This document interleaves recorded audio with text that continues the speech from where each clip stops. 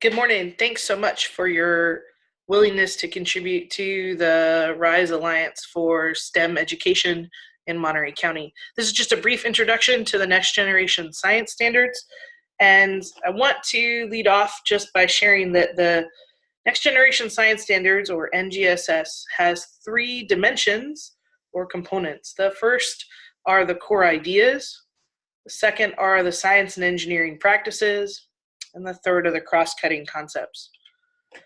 Now, I think it's important here to observe that we really want to think about this in terms of kind of three pieces. So what students know are these disciplinary core ideas. They're the key organizing concepts, problem-solving tools, or underlying principles of a discipline.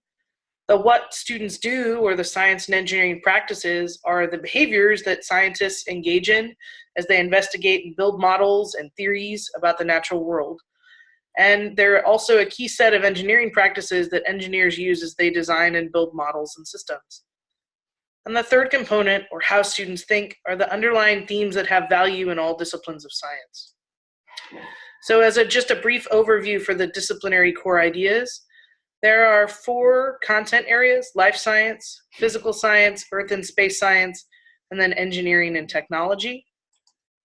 For the science and engineering practices, we have 8.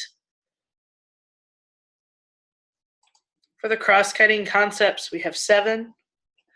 And then unique to California are the environmental principles and concepts. These were recently adopted and are reflective of the interaction and the dynamic relationship between human beings and their environment. This brief overview is so that you're going to be able to engage in looking at a matrices. This matrices is going to evaluate each of these 4 pieces: the disciplinary core ideas, the science and engineering practices, and the cross-cutting concepts, as well as the environmental principles and concepts. What we would like for you to do is to consider the courses that your institution offers, for example, biology, and evaluate this matrix. Is it true that this course addresses each of the components of the DCIs that are identified here? What about the science and engineering practices? Could you evaluate whether or not that course asks questions and defines problems, or whether or not it develops and uses models? Could you evaluate whether or not there are patterns in that course? And so for each of the courses that are offered by your institution, we're asking you to evaluate using a matrix where those are found. And so if you disagree with the initial assignment based on the content as shown in DCI, please feel free to eliminate that X, or if you think it's important to include it, then by all means add it.